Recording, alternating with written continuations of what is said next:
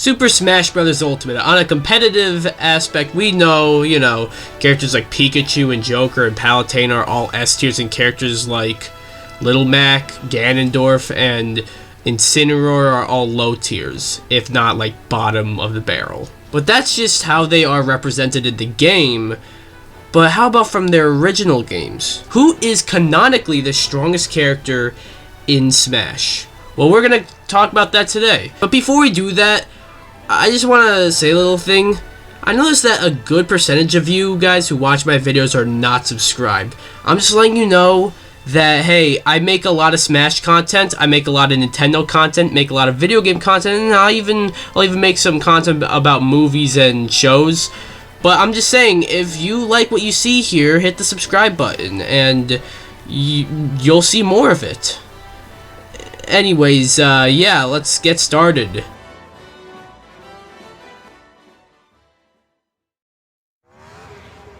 Starting off with F tier, we got Duck Hunt, Isabelle, Pichu, Olimar, Pokemon Trainer, like the trainer himself, Villager, and Piranha Plant.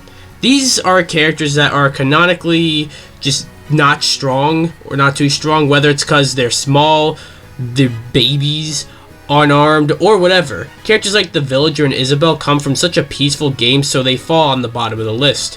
In the original Duck Hunt game, the ducks don't do anything but fly away and try not to get shot, and the dog does nothing but fucking laugh at you.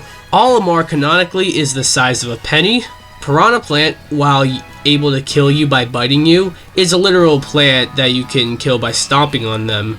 Pichu is a baby version of Pikachu that is much weaker, and if we are talking about the Pokemon trainer himself, without his Pokemon, he has nothing going for him. I can see some comments about specifically Pichu and Plant, but I feel like canonically they would have no shot against the rest of the cast.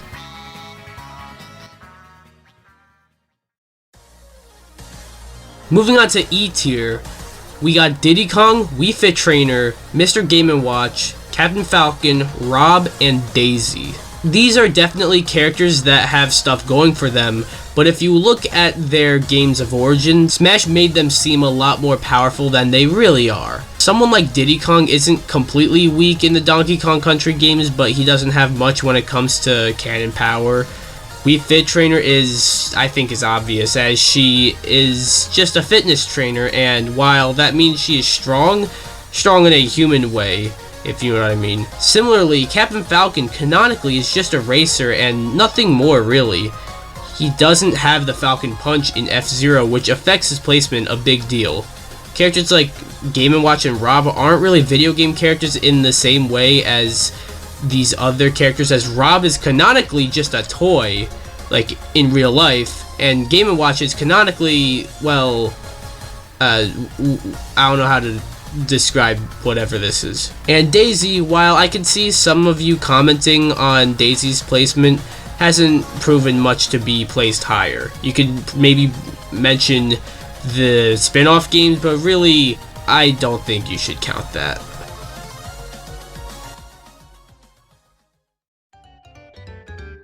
Moving on to D tier, we got the Ice Climbers, Jigglypuff, Squirtle, Zelda, Peach, and Joker. These are characters that are definitely strong, but not the strongest.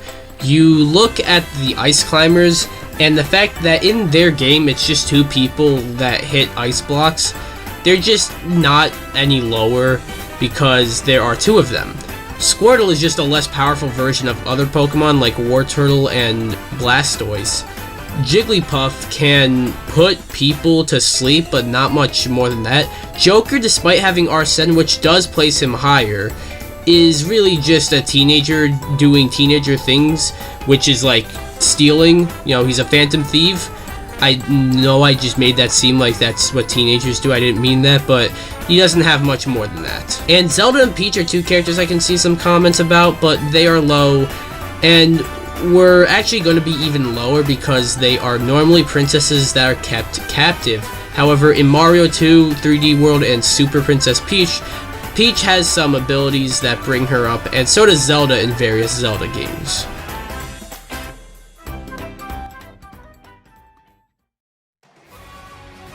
Moving on to C tier, we got Banjo-Kazooie, Bowser Jr., Dark Pit, Dr. Mario, Ivysaur, Lucina, Chrom, Marth, Pit, Sheik, Pac-Man, Steve, Inkling, Falco, Wolf, Mii Brawler, Mii Gunner, Mii Sword Fighter. Now, there are quite a bit here, and this is also the middle of the tier list. It mainly consists of characters that I either didn't know how to rank, or characters that I didn't want to put too high or too low. Characters like Chrom, Marth, and Lucina are definitely strong characters from their respective games, but are really just normal humans with swords, and even then the swords, while are cool looking, they aren't like fiery swords or anything. Something that some characters in B tier will show. Pit and Dark Pit are definitely powerful, but I just personally feel any higher than this would be too high. Characters like Pac-Man, Bowser Jr., and Banjo-Kazooie definitely have some crazy shit up their sleeves. Ivysaur, like Squirtle, is a less powerful version of another Pokemon, being Venusaur. Dr. Mario is literally just Mario as a doctor, but is still Mario, so if I put Mario higher than this, I feel like Dr. Mario shouldn't be too far behind him. I can see a bunch of comments about Sheik and Steve. Steve has a bunch of cool tools and armor, but he has to mine and craft for them, and while she can fight, she doesn't have any superhuman abilities. Falco and Wolf can be dangerous, but they never really leave their ships in any of the Star Fox games. And the Miis, I didn't want to leave out, but I didn't really know where to put them, so I just put them on the middle of the list.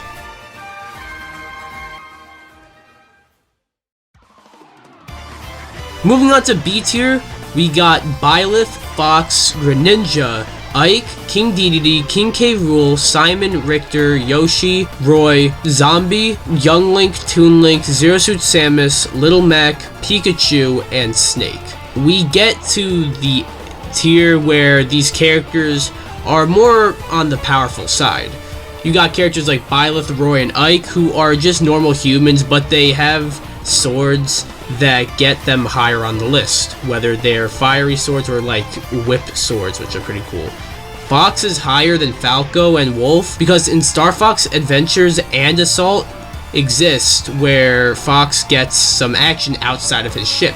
Simon and Richter are mostly normal people with some crazy tools, but they hunt and kill vampires, which is quite a big feat. Little Mac is a boxer with some crazy abilities like the Star Punch and Gigamac, but then you consider that he's only 17 and still pretty small. Toon Link and Young Link are kind of the same when it comes to canonical power, with the added fact that Young Link has Fierce Deity and Toon Link has the pirate ship. Snake is a normal human, but his skill and knowledge with his gadgets place him higher. Pikachu is powerful, but not too powerful. I don't feel right putting him higher than this. Yoshi is really just a species, and they can have wings and breathe fire, but you can get rid of them very easily. Greninja is pretty powerful and fast, and you gotta consider Ash Greninja as well. The Minecraft zombie is on here as well, and he's only here as, yes, he's a zombie, but you can kill him very easily. Zero Suit Samus is pretty tough, but she's just a little weaker without the suit. And King K. Rool and King Dedede are big, powerful kings, but normally they'll send their henchmen first, and you could beat them very easily. But they do have some tricks up their sleeves.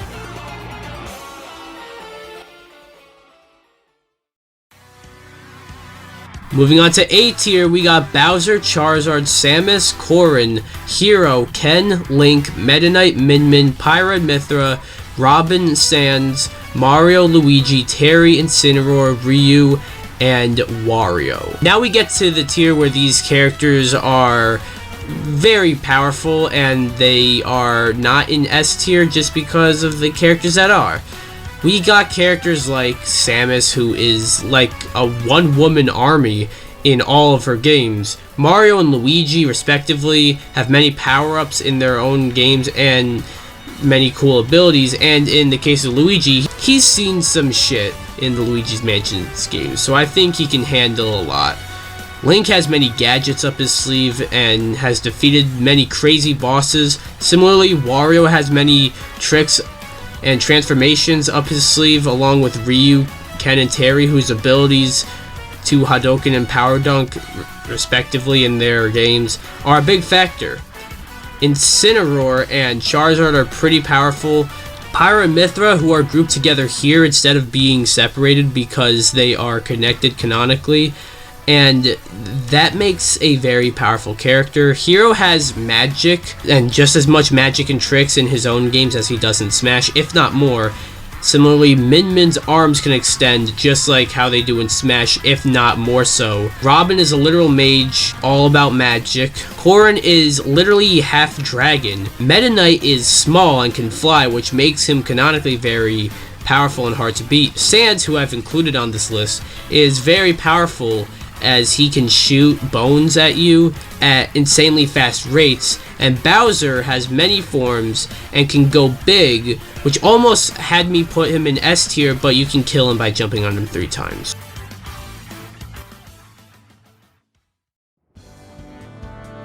And last but not least, we go on to S tier. These characters include of Donkey Kong, Kirby, Mewtwo, Palutena, Rosalina and Luma, Enderman, Ness, Lucas, Ganondorf, Ridley, Bayonetta, Sephiroth, Shulk, Cloud, Kazuya, Sonic, Lucario, Mega Man, and Dark Samus. Now these are obviously all the characters that are the most canonically powerful, whether they have insane super strength abilities or are literal gods. These characters are the most powerful. Donkey Kong might seem confusing, but he is said to be a gorilla of superhuman strength, and apparently can lift up the fucking moon. Kirby, sure, he's very small, but he can eat just about anything, and all his big super moves like the Ultra Sword, Hypernova, or the mechs from Planet Robobot, and he can just inhale you and take your powers. Mewtwo is supposed to be the most legendary of all the legendary Pokemon. Palutena is a literal goddess, might be even the strongest one on this list. Rosalina is pretty much another goddess. The Enderman has the ability to teleport in Minecraft and can pick up blocks and teleport them around the world, which he can use that to his advantage. Ness and Lucas are PSI powerhouses, and Ness in particular has taken down a huge celestial being, and that makes them more powerful than you might think. Ganondorf is very powerful and can transform into an even bigger creature. Ridley is a giant space pterodactyl. Bayonetta is a witch who has insane abilities with her hair and can even slow down time with witch time, so much that her boss fights really last for only seconds. That's why she was so broken in Smash 4. Cloud has a massive sword and also a bunch of magic and his limit, which are canonically more powerful than they are in Smash. Similarly, Sephiroth's Dark Angel is stronger in Final Fantasy than it is in Smash, along with his big sword and his supernova form. Shulk has a sword where he has slayed many godlike bosses and, spoilers, even becomes a god by the end of Xenoblade Chronicles. Kazuya can literally turn into a devil. Sonic is faster than the speed of light. Lucario is a near godlike Pokemon. Mega Man has many powers and is definitely a living weapon. And Dark Samus is a lesser human version of Samus and is able to manipulate and channel Phazon energy at will, which is crazy. So that is the canonical Smash tier list. You agree with me? Well, this is factual. You're wrong if you disagree. Anyways, did I make a mistake? It's possible that I did.